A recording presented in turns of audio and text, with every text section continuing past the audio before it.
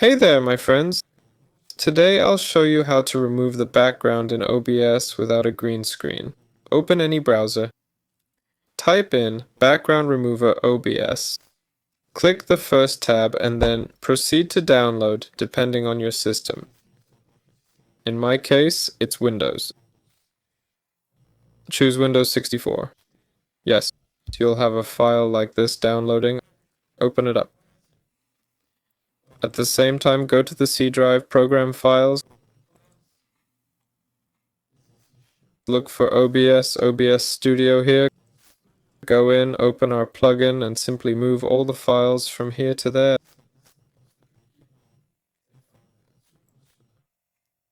That's it. Click Continue if you have administrator rights. Then go back to OBS, restart your computer and OBS.